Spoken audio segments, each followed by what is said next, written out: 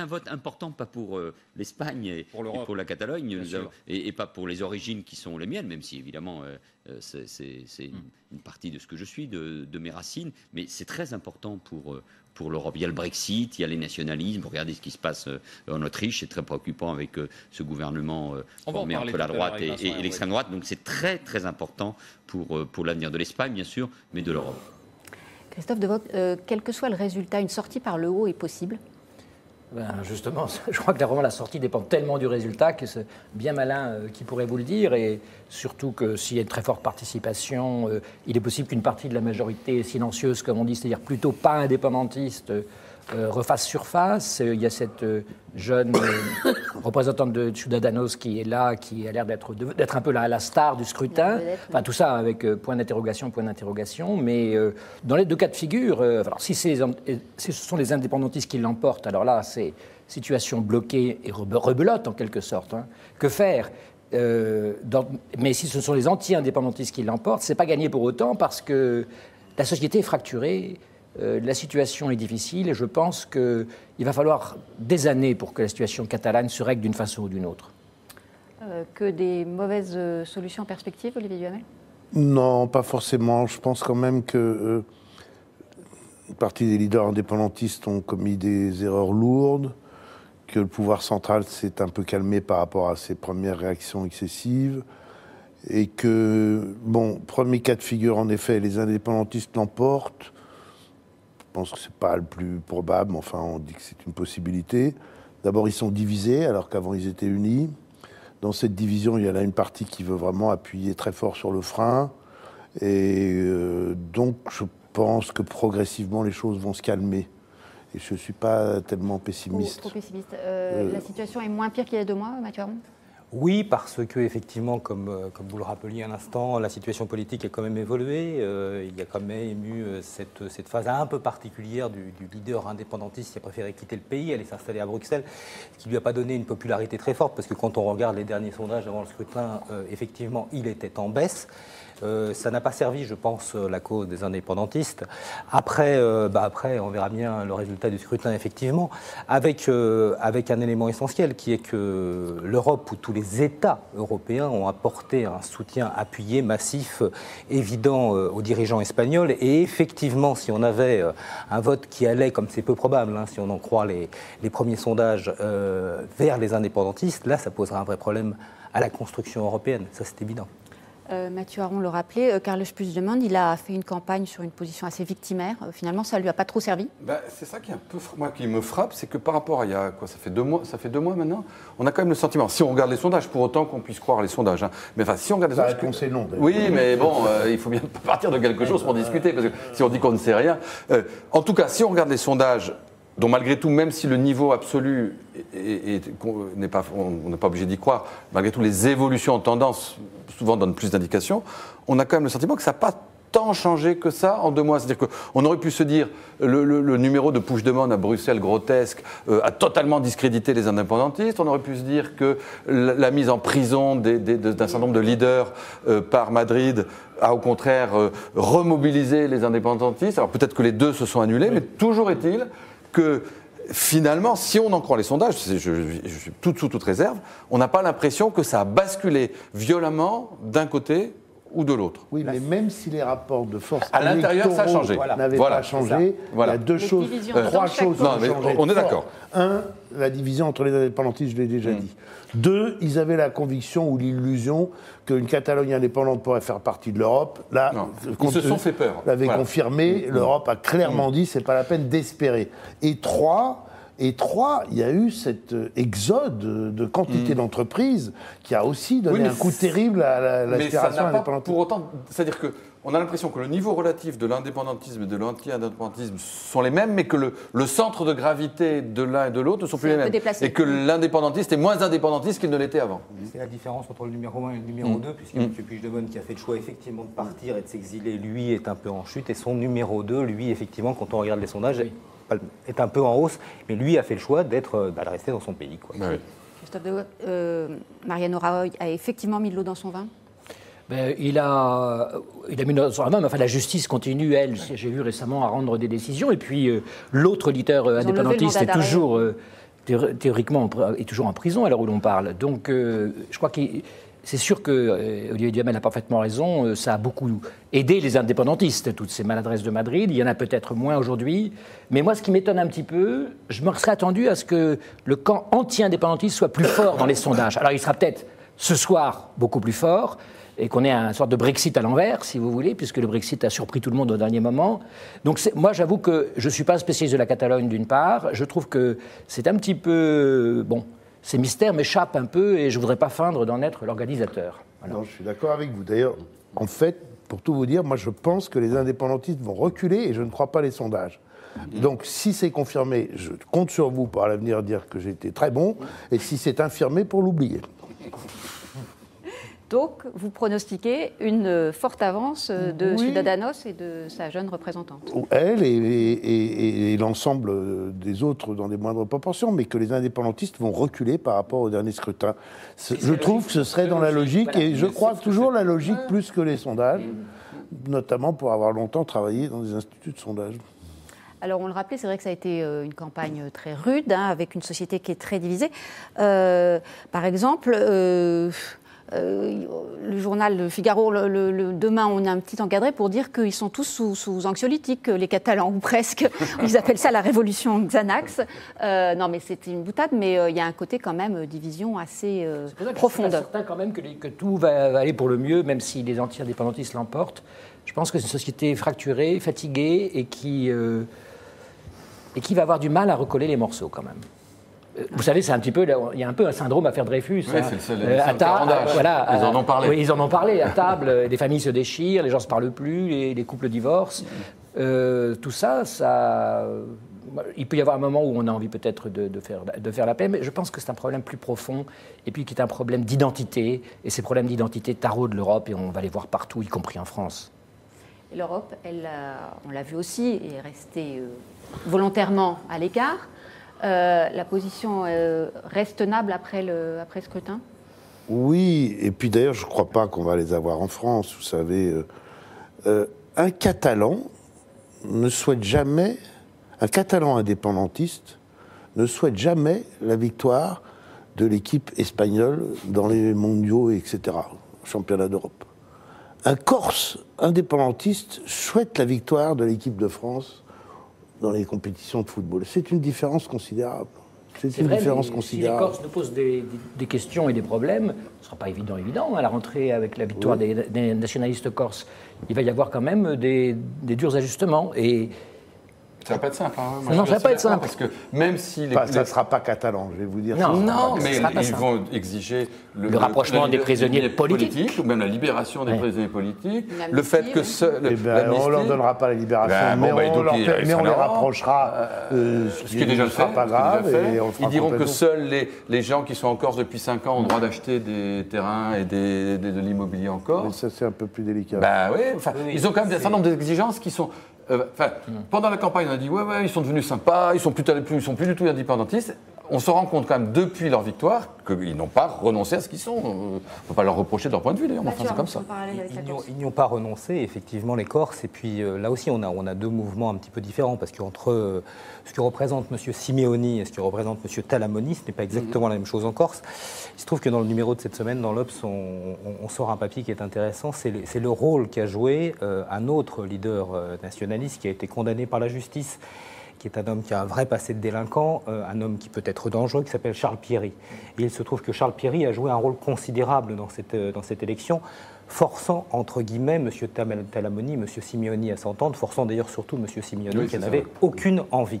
Donc il va falloir voir, effectivement, dans les mois et les années à venir, quelles conséquences ça va avoir sur la gestion de cette île, effectivement, le pouvoir accordé à ces mouvements. Ça répond à votre question sur l'Europe. Si nous étions en Belgique, on parlerait des Flamands.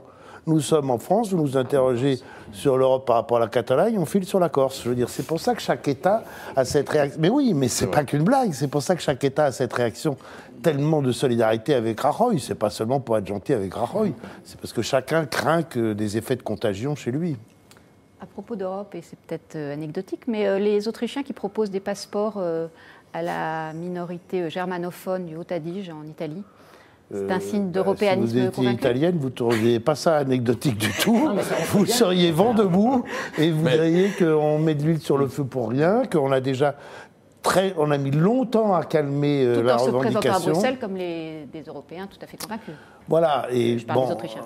C'est un dossier compliqué parce que donc il fallait l'autonomie de la Trentine et puis ils ont fait un regroupement avec Haute-Adige, puis après ils ont donné de l'autonomie à chacune à l'intérieur de ce regroupement, mais la situation s'était calmée. Mais évidemment, là, c'est quand même remettre de l'huile sur le feu, c'est sûr. Terres irrédentes, c'est une vieille histoire. Non, ce que je dis, c'est que toutes les situations sont vraiment différentes. Vous avez raison, puis le cas catalan est vraiment paroxystique. Mais cette question identitaire, vous voyez, l'Autriche, un nouvel exemple. Enfin, je veux dire, on croyait que c'était mort et enterré depuis la défaite de 1945, si j'ose dire. Enfin, encore que l'Autriche n'a jamais été, n'est-ce pas, du côté allemand, mais enterré depuis 1945. Et en fait, c'est un sujet qui traîne depuis la Première Guerre mondiale et qui va ressurgir quand même. Et crispation identitaire. D'autant que les Italiens en question, interrogeons ces gens du Haut-Adige et du Trentin, je ne suis pas certain qu'ils se sentent terriblement italiens. Exactement. Crispation identitaire qui peuvent prendre deux formes différentes. Celle des riches qui en ont marre de payer pour les pauvres, ce qui est le cas des Catalans ou du nord de l'Italie, ou au contraire de pauvres ou de ceux qui se sentent exclus, qui en ont marre et qui disent bon, maintenant on va faire notre identité, qui sont les Corses. C'est pas le même ressort, mais c'est la même affirmation d'identité. Le sujet, en tout cas, passionne. Beaucoup de réactions. Beza Dotois, je dois mal prononcer, mais il faut laisser les Catalans faire leur vote librement, c'est leur libre arbitre. Menchu Diaz, en Catalogne, on a semé de la haine entre des Espagnols. Il n'est pas content du tout. Et cela est ignominieux, car la Catalogne et l'Espagne, et EST, et la souveraineté espagnole s'étend au territoire catalan. Merci pour ce débat de niveau au Figaro. Et en Navarre, les partis politiques du parti nationaliste basque qui font partie du gouvernement de Navarre vont dans la même direction que les Catalans séparatistes. Et enfin, le droitiste qui nous dit « les indépendantistes se déchirent, pourquoi ?» C'est vrai qu'on l'a abordé, dans chaque camp, il y a des divisions qui se sont fait jour de façon plus profonde ces derniers temps. Nous allons passer à notre deuxième thème. Pour qui l'ignorerait encore, Emmanuel Macron fête aujourd'hui ses 40 ans. Un âge qui est indéniablement un atout pour bousculer le paysage politique, mais une jeunesse qu'il a su contrebalancer par une présidentialisation de la fonction.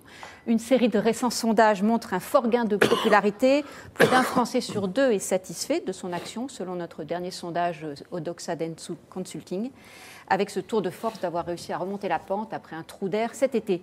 Nous allons parler de tout cela, mais avant une petite séquence clin d'œil. Hier soir à 23h, le téléphone du président de la République a sonné. Au bout du fil, l'animateur Cyril Hanouna. Regardez.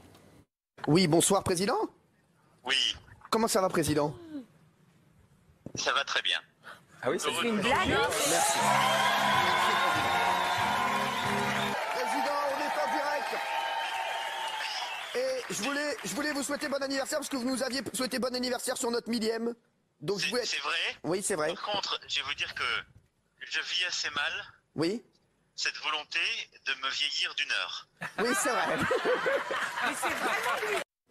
Alexis, ça se fait, ce genre de... Ça se fait. Il a beaucoup de chance, Emmanuel Macron, d'être appelé par Cyril Hanouna. Je ne sais pas quoi dire. Ça prouve quoi Je ne sais pas si on aimerait être appelé.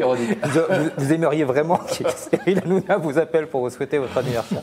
Il a décroché, Olivier Duhamel. Par hasard. Vous gardez la réponse est oui, il a décroché. Écoutez, d'abord, je ne pense pas que c'est lui qui a monté le coup.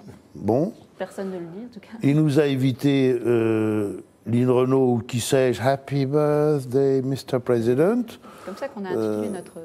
Oui, en hommage à Marilyn, j'imagine, absolument. Marilyn et Cyril Hanouna. Voilà. Il n'y a pas photo quand même.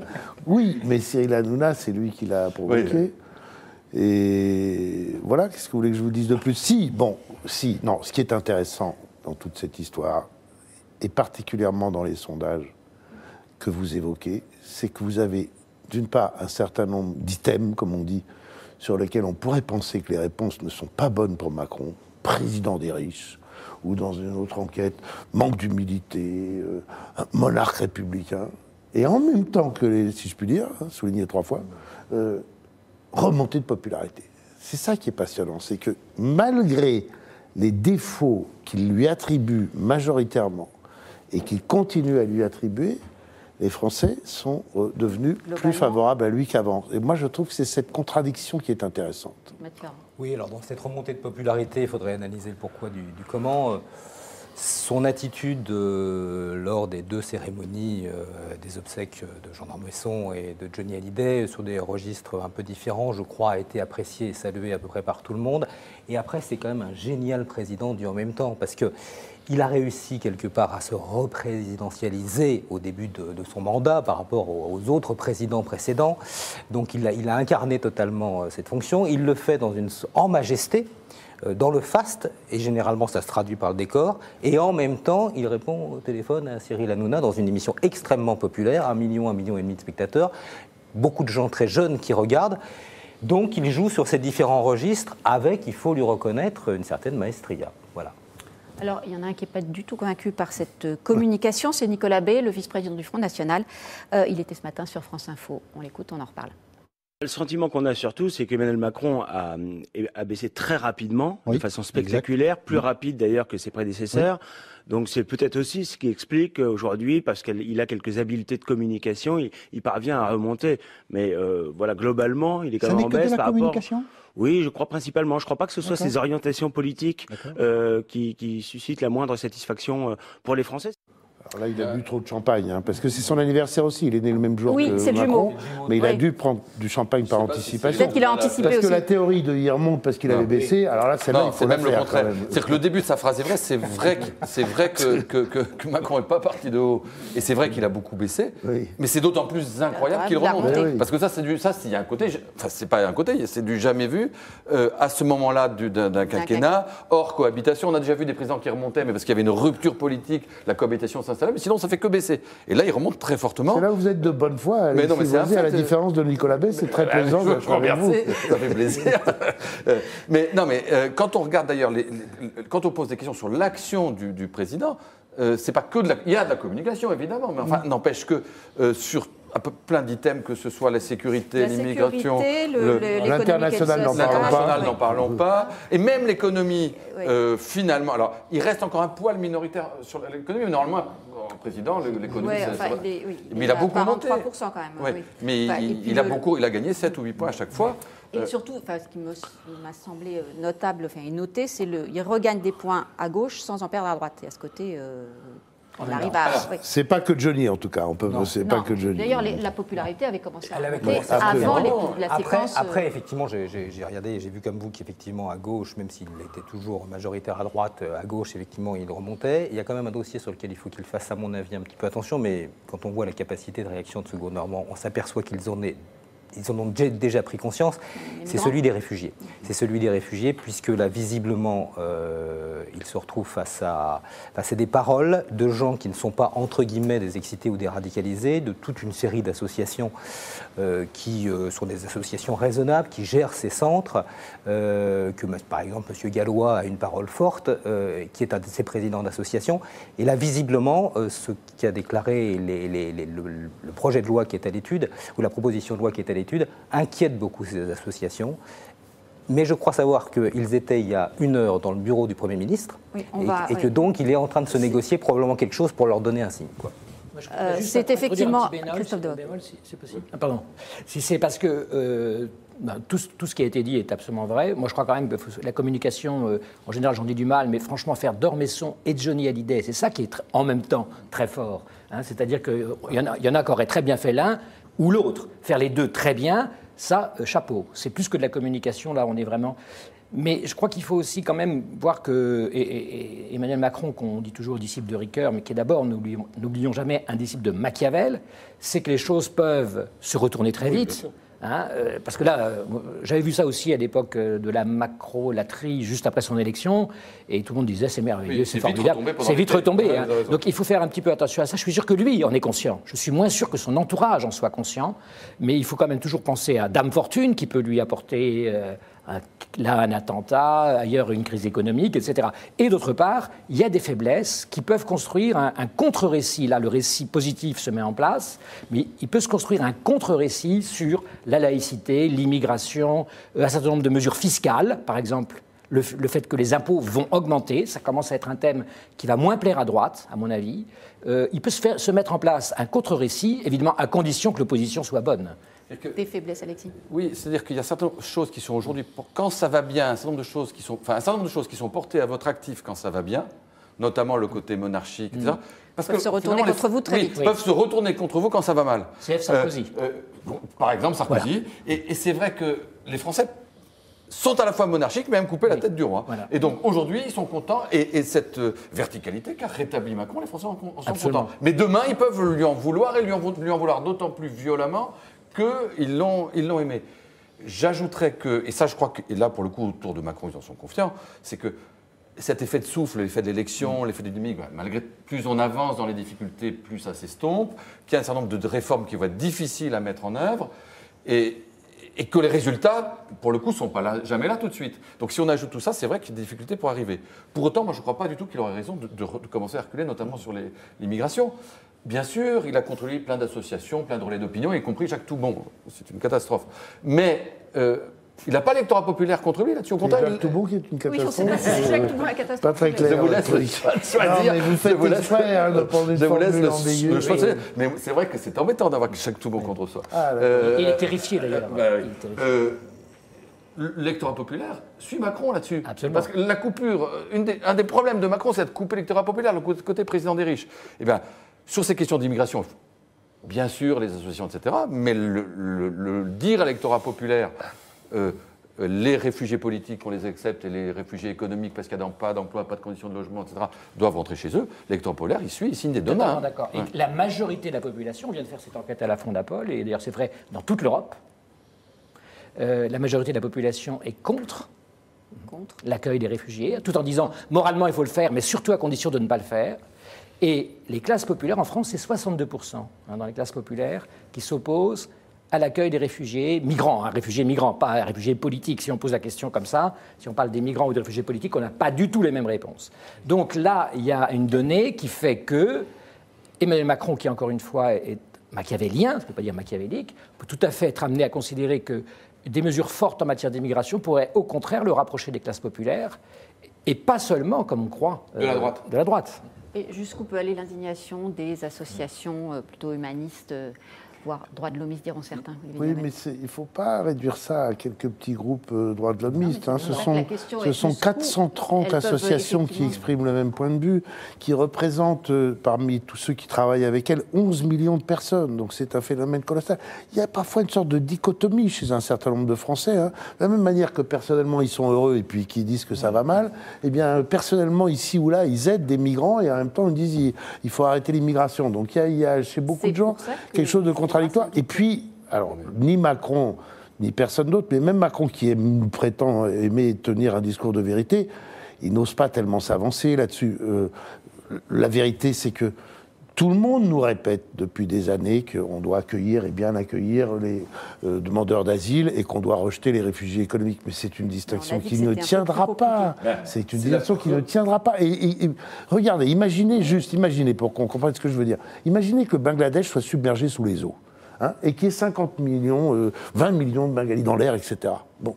Et on dira, ah ben non, ce ne sont pas des persécutés de la liberté, ils ne relèvent pas du droit d'asile, donc on n'en prend pas. Non, ce ne sera pas tenable. C'est déjà le cas des Soudanais, des Érythréens. Ces gens-là sont-ils des réfugiés économiques ou politiques? La frontière est parfois assez ténue, Mathieu. Sans compter qu'un réfugié qui au départ pourrait être considéré comme un réfugié économique qui a quitté son pays parce qu'effectivement il voulait aller vivre un avenir meilleur ailleurs et qui est passé pendant quelques mois en Libye, qui a été emprisonné, qui a été réduit en esclavage d'une façon déguisée ou directe, qui ensuite passe en Italie où il s'est là aussi vu des fois infliger un traitement qui n'était pas des plus agréables et qui finit par arriver en France au bout d'1 an et demi. Bien difficile de dire si on va lui accorder le statut de réfugié pour des raisons humanitaires, ce qui, au regard de son parcours et de son voyage, pourrait être parfaitement compris. Tout ça pour dire que je suis complètement d'accord avec vous. Je pense que on évolue assez sur ce qui a été une polémique. La distinction entre réfugiés économiques et réfugiés politiques, les gens ont fini par comprendre que c'était pas aussi clair que ça. Et je pense que le politique comprend que effectivement derrière ces associations, il y a des centaines de milliers de gens ou des dizaines de milliers de gens qui s'activent, il y a des millions de gens. Et effectivement, comme vous le disiez, quand on pose la question aux gens de savoir si ils acceptent qu'on puisse accueillir dignement un réfugié politique, je pense que les gens disent assez majoritairement oui. Si on dit un migrant économique, ils vont dire majoritairement non. Mais c'est chez chacun d'entre nous que se pose ce dilemme. Et il y a plein de gens de bonne volonté qui n'ont peut-être pas une réponse aussi automatique que ce qu'on imagine. Donc les sondages disent quelque chose, mais voilà. Vous n'êtes pas d'accord, Alexis? Non, moi je ne suis pas d'accord, je pense qu'au contraire... On est d'accord et pas d'accord. Enfin, il y a évidemment une vérité là-dedans, mais pendant des années, la doctrine c'était quoi? C'était celle de Rocard, qui était la France ne peut pas accueillir toute la misère du monde, mais elle doit prendre sa part. Ce qui est nouveau dans le discours, depuis assez peu de temps, en tout cas dans la bouche d'un président de la République, c'est de dire la France ne doit prendre aucune part de la misère du monde, mais doit prendre une part de la misère... De l'oppression. De l'oppression, exactement. Ouais. Voilà. Donc on fait la distinction. Alors après, dire que concrètement c'est difficile. Bien sûr, tout est difficile, mais ce n'est pas une raison parce que c'est difficile qu'il ne faut pas du tout le tenter. Il y a malgré tout beaucoup, et on le voit, de populations qui viennent d'Afrique qui ne sont pas du tout, opprimées. Oui. Quand Emmanuel Macron dit à une Marocaine, les yeux dans les yeux, Madame, une jeune femme, Madame, il faut rentrer dans votre pays parce que vous n'êtes pas opprimée dans votre pays. C'est difficile. C'est pas ça. Ça, quand tu dis ça, ça ne choque pas. Et c'est normal. Mais bien sûr. Mais si moi je vous dis qu'un jeune Érythréen qui est condamné à faire le service militaire à vie, vous allez me répondre, il n'est pas persécuté pour son action en faveur de la liberté, il ne regrette pas le droit d'asile. On trouvera toujours des cas limites. Non. Mais moi je vous dis que l'opinion. Non, mais il y a toujours des exemples. Donc il faut un jour être capable de définir des nouvelles catégories qui distinguent en effet des gens qui n'ont pas de problème dans leur pays, qui ne viennent que parce qu'ils ont un cousin où ça va mieux à Londres et que ça les tente.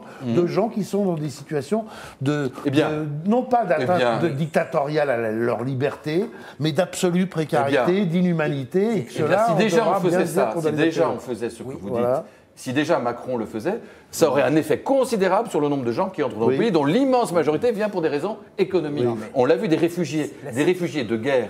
Il y en a très peu dans notre pays. Ce n'est pas en France qu'ils sont. Nous, ce sont des réfugiés économiques.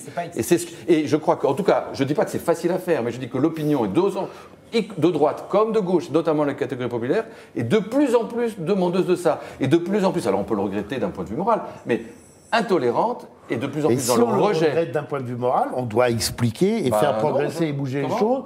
Sauf quand, comme vous, on considère que c'est un bon thème politique bien de droite. Mais c'est pas un thème de droite, je dis que c'est Macron. C'est un thème de gauche peut-être, oui. Il faut le dire à votre ami Macron. Mais quand Macron est très à droite, c'est là que vous l'adorez, évidemment. Moi, c'est pas moi, c'est Macron qui dit aux Marocains rentrez chez vous. Quand Macron fait le Brésil, vous êtes content, bien sûr. Alors Mathieu, on va faire le juge de paix. Je ne pense pas que la situation du Maroc soit exactement celle à laquelle on a à faire face. Parce que quand on reprend la phrase de Michel Rocard, effectivement, la France ne peut pas accueillir toute la misère du monde, mais doit prendre sa juste part.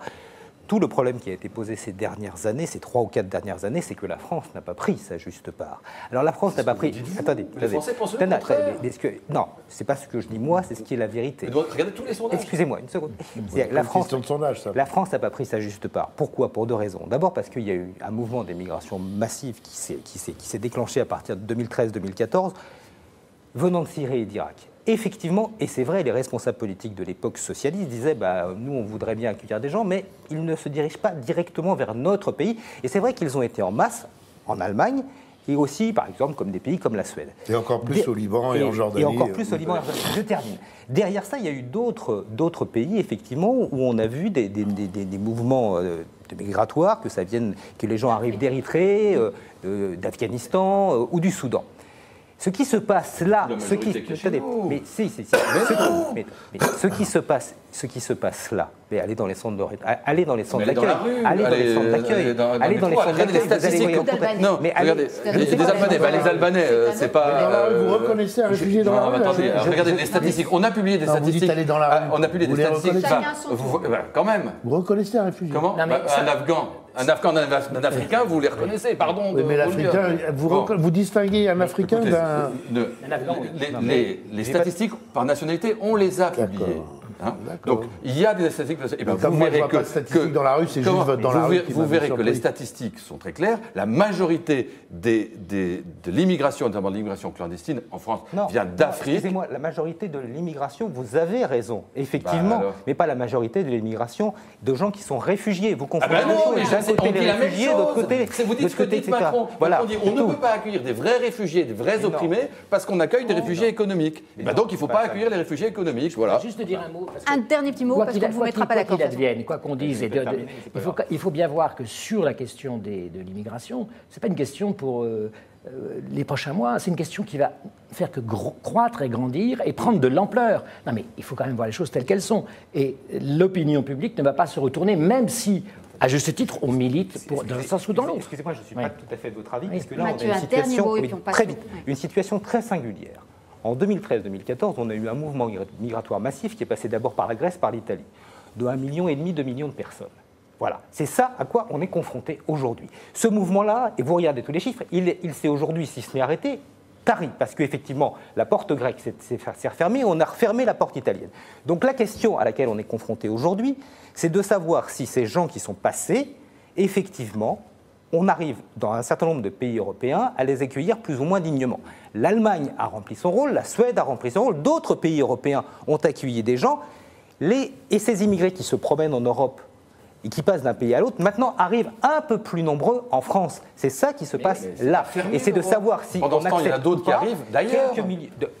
Vous plaisantez, il n'y a pas un stock qui est en créé, on a fermé, il faut les caser. C'est pas vrai. Mais non, ça continue d'arriver tous les jours. Oui, mais regardez les chiffres, c'est pas exactement la même arrivée qu'il y a 3 ou 4 ans. Vous resterez... Il n'y a que moi qui vous ai obéi. Oui. Je l'apprécie. Merci. Jamel, vous aurez... C'est réalité demain. Alors, Emmanuel Macron doit-il être plus laïque ? En tout cas, il reçoit aujourd'hui les représentants des cultes. C'est un autre dossier sensible et assez proche finalement de celui des migrants, celui de la question de la laïcité, de la lutte contre le communautarisme. Avant une intervention du président de la République qui est attendue en janvier. Un président qui jusqu'à présent s'est gardé de propos trop tranchés sur la question, au point que ses adversaires lui reprochent d'être flou. Alors donc, je le disais, les représentants des cultes étaient cet après-midi à l'Élysée. Une question un peu piège. Vous connaissez le nom du représentant des musulmans ? Il y en a eu plusieurs, puisqu'il a même reçu ce matin le représentant, ce qui est assez original, lui, ou en tout cas quelqu'un de son équipe, a été reçu à l'Élysée sur le représentant des musulmans athées ou anciens musulmans. Mais quand vous dites que son opinion est floue, Emmanuel Macron, jusqu'à présent, je ne suis pas tout à fait d'accord avec vous. Il a développé un point de vue sur la laïcité pendant la campagne, qui est très clair, qui est ce qu'on appelle la laïcité très ouverte. Ses adversaires lui reprochent d'être flou. Non, il lui reproche d'être, pas d'être flou, d'être d'une conception, comme il dit lui-même, très libérale, très positive, c'est-à-dire, il considère en fait que la laïcité, c'est la liberté religieuse. C'est ce qu'il a dit dans la campagne. Et donc ça, c'est très mal pris, évidemment, par un certain nombre de gens à droite, mais aussi par le camp laïque, on va dire pur et dur, de la gauche. Donc là-dessus, il ne sait pas. Il devait se prononcer, il avait été question qu'il se prononça en décembre, le jour de l'anniversaire de la loi de 1905. Les circonstances, et beaucoup de choses. Enfin, on sent qu'il évite le sujet. On dit qu'il peut le dire en janvier, mais on n'a absolument aucune preuve. Et je pense que sur ces questions, tôt ou tard, là aussi, les événements, et là encore, que ça plaise ou que ça ne plaise pas, il devra prendre une position, en tout cas, je ne sais pas, en tout cas, une position qui ne lui aliène pas l'opinion, parce que c'est quand même une préoccupation pour lui.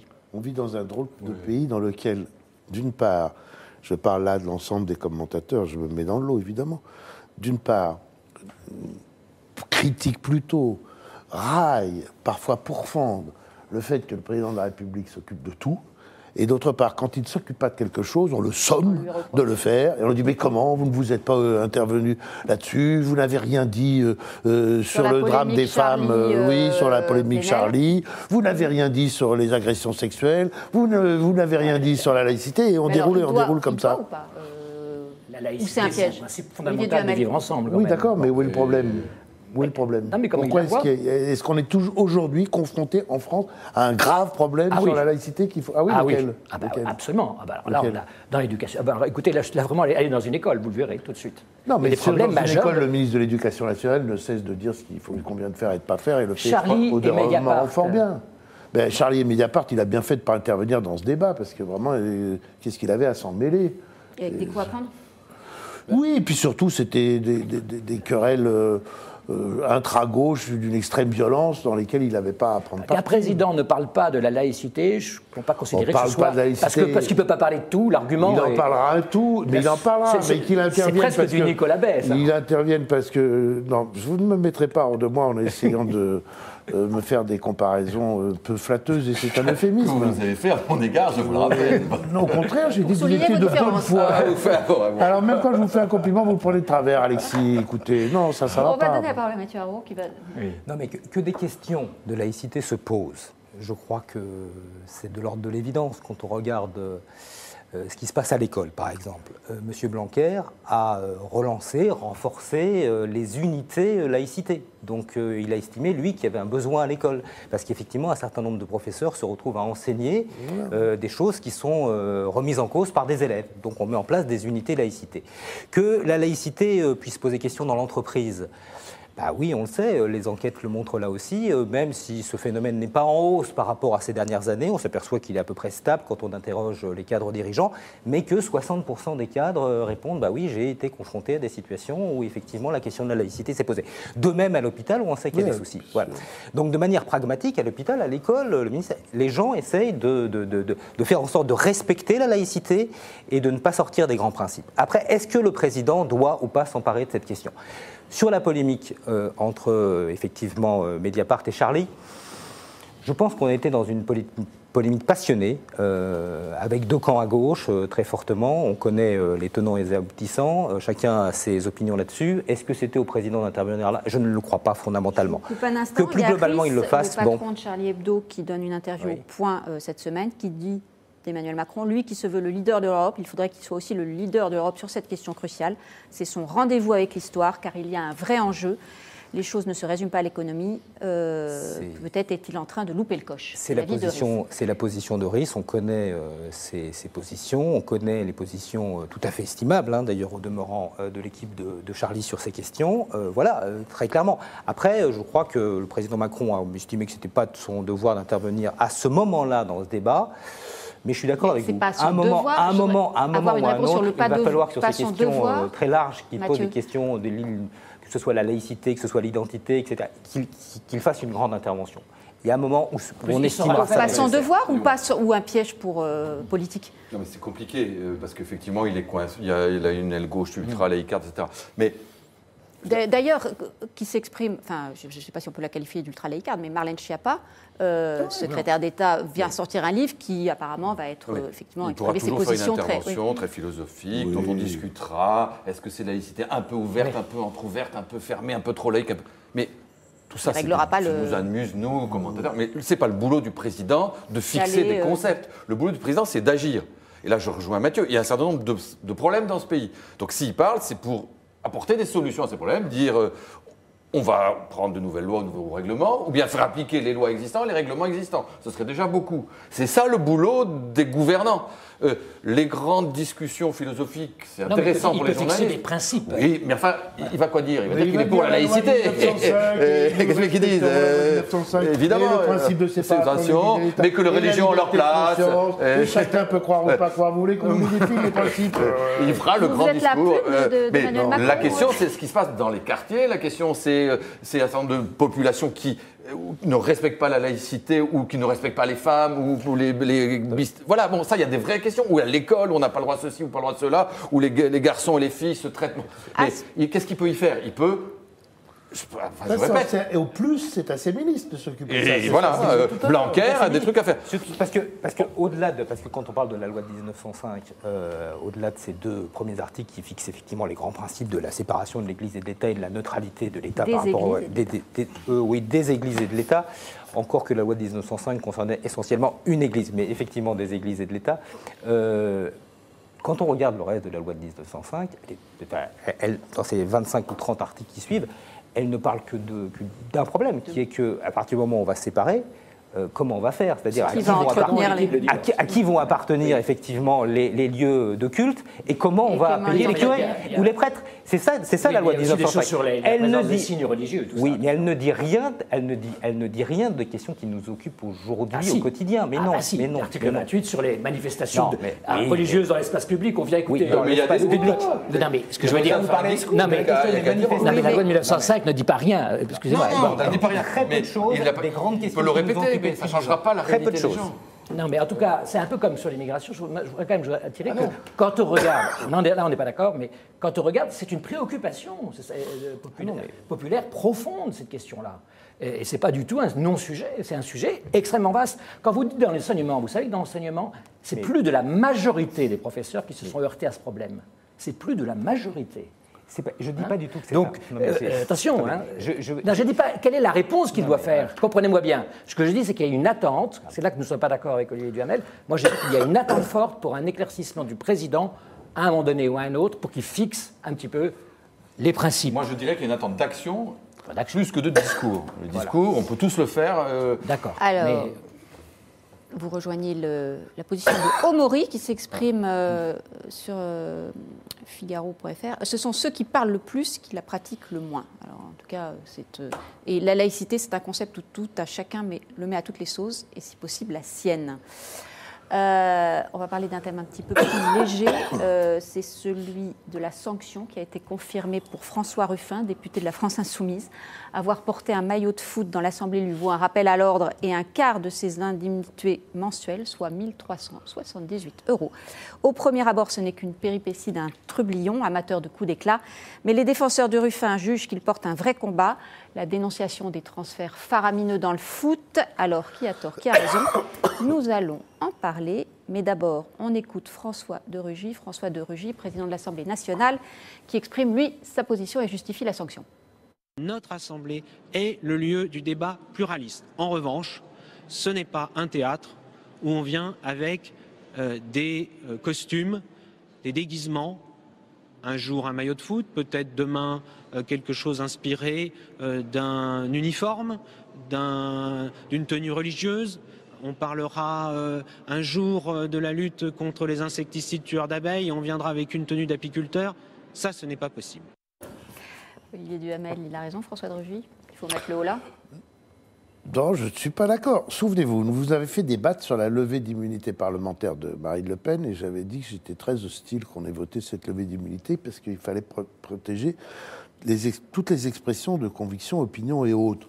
Dans le monde dans lequel nous vivons, il y a plusieurs façons d'exprimer ses opinions et très clairement, l'image en est une. Et même parfois, l'image est une façon plus efficace que d'autres d'exprimer son opinion. Donc le fait qu'on puisse dire absolument n'importe quoi à la tribune de l'Assemblée, mais qu'on n'ait pas le droit d'exprimer une protestation ou une opinion par, en l'espèce, un maillot de foot et demain je ne sais quoi, non, moi je trouve ça plutôt joyeux, gai. Nous dire que l'Assemblée n'est pas un théâtre, on rigole. Attendez, c'est un théâtre, mais c'est un théâtre d'ombre. Alors donc quand on met un peu de lumière dans le théâtre, je suis pour. C'est joyeux, c'est gai, c'est un théâtre. Oui, moi, je crois que ça m'intéresse tout rhétoriquement parce que l'argumentation, il a écrit une lettre à Rugy, d'abord, François Ruffin. C'est la guerre des deux François, là. Hein. Oui. Et il a écrit une lettre qui est très, très intéressante, très, très habile, très bien tournée. Et en fait, ce qui est intéressant, c'est dans les camps se battent sur la forme et le fond. C'est-à-dire, tout le monde dit que la question de fond est intéressante et importante, et d'autres disent oui, mais voilà, il y a le respect des codes. Moi, ça m'intéresse vraiment comme observateur des codes. Sinon, je n'ai pas de religion. Vous prenez aussi la défense de François Ruffin, Alexis. Rugy a rendu un très grand service à Ruffin. Ruffin aurait été très déçu que Rugy ne le prive pas. Bien sûr, il fait ça pour ça. Il fait de l'agite propre, il fait un scandale exprès pour qu'on le punisse et pouvoir faire réaction. Bien sûr, et c'est évident. Mais enfin, d'abord dire qu'à l'Assemblée on peut tout dire, c'est pas vrai. Moi, je me souviens de l'époque très lointaine, il est vrai, où Madeleine et je crois Séguin et Daubert s'étaient fait interdire et priver de la moitié de leur immunité parce qu'ils avaient rappelé un fait historique absolument certain qui était le passé de François Mitterrand sous l'occupation et notamment Saint-Francisque. C'était quand même, d'un point de vue, c'était une sanction plus grave pour des faits qui, pour le coup, n'étaient pas dubitables. Ici, mais c'est la mise en cause du chef de l'État. Je vous félicite pour votre culture historique qui est assez rare chez les journalistes politiques. Non mais là, il fait le clown. Attendez, vous n'avez pas transformé. C'est tout à fait exceptionnel. Donc vous avez trouvé le petit truc qui peut porter la contradiction. Bravo. Mais massivement, on peut dire ce qu'on veut. Mais en tout cas, se déguiser en clown, enfin, il y a un moment, il faut arrêter. Clown, mais si Ruffin, il veut défendre un club de foot, il n'est pas obligé de se déguiser en footballeur. Simplement, il fait de l'agite-propre parce que c'est un agitateur malin. Et pour avoir une sanction, il a sa sanction, on en parle, tout le monde est content, tout le monde égale. Comme moi, mais s'il avait dénoncé les transferts excessifs et tout, dans une tenue normale, personne n'aurait dit oui, mais si on mais alors ça veut dire que le prochain coup, celui qui voudra dénoncer les producteurs de lait se déguisera en vache normande. Pourquoi pas? Eh ben oui, ça deviendra grotesque. Alors si vous voulez ridiculiser l'Assemblée de la part d'un parlementaire, alors c'est vrai que c'était le Parlement européen qui, mais enfin quand même un parlementaire comme vous devriez avoir le cœur. On avait beaucoup plus de liberté. Le grand débat au Parlement européen, c'est de savoir si un député avait le droit d'allaiter. Les femmes au Parlement européen allaitent. Bon le jour. S'il y a une crèche, non. S'il n'y a pas de crèche, si vous voulez que les femmes puissent allaiter à l'Assemblée nationale. Je préférais de loin s'il était alors c'est différent. Il n'y a pas de poursuite. Momentanément laisser la parole à Merwan Mehadji qui nous a rejoint. Merwan, cette affaire, entre guillemets, Ruffin à l'Assemblée, ça buzz pas? Ça passionne pas tant les internautes que ça, et je dirais même plus autre chose, c'est que sur Twitter, ça ne passionne que les députés de la France Insoumise. Alors, il y a le député Adrien Quatennens qui nous dit, comme mes collègues de la France Insoumise, je ne participe pas au pot de l'Assemblée nationale ce soir, donc c'était hier soir, aucune envie d'aller trinquer avec François de Rugy qui se comporte en tyranno, je digère mal la sanction, les petits fours ne passeraient pas. Clémentine Autain qui dit la même chose hier, sanction contre François Ruffin, l'autoritarisme de Rugy nous a coupé tout appétit pour ces petits fours, ce soir pas de cocktail pour les députés de la France Insoumise. Éric Coquerel qui écrit à l'unanimité, moins notre voix, le bureau de l'Assemblée nationale a confirmé la sanction. Réflexe de peur du vieux monde de la Ve République. La République en marche compris, qui sait que le vrai pouvoir est ailleurs et y consent. On a le rédacteur en chef politique de Paris Match qui écrit « La forme est regrettable, mais Ruffin a raison sur le fond dans sa défense du foot amateur ». Et du côté de nos internautes, c'est plus ou moins les mêmes avis. On a Javal de la Javel. Pardon. Ce n'était peut-être pas très intelligent de s'habiller comme ça à l'Assemblée nationale, mais je demande comment on peut sanctionner quelqu'un là-dessus, gênant de voir l'apparence jugée par des députés. Raz qui nous dit « C'est clair que les institutions de la République sont mises en danger par une telle tenue. Petite ironie, ne peut-on pas le déchoir de ses fonctions ?» Et enfin, Gourou51, il y a pourtant un proverbe qui dit « L'habit ne fait pas le moine, comme la veste ou le costume ne font pas le député. » Qu'est-ce qui se passe si on vient ici au Figaro avec un maillot de foot? On se prend une amende ou... Non, c'est super, on n'est pas réalité, on peut se reposer. Je vous prends au mot. Vous porterez un maillot de foot la semaine prochaine, et Olivier aussi. Alors, pas tout à fait la semaine prochaine, Alexis, parce que Point de Vue se met un petit peu en vacances.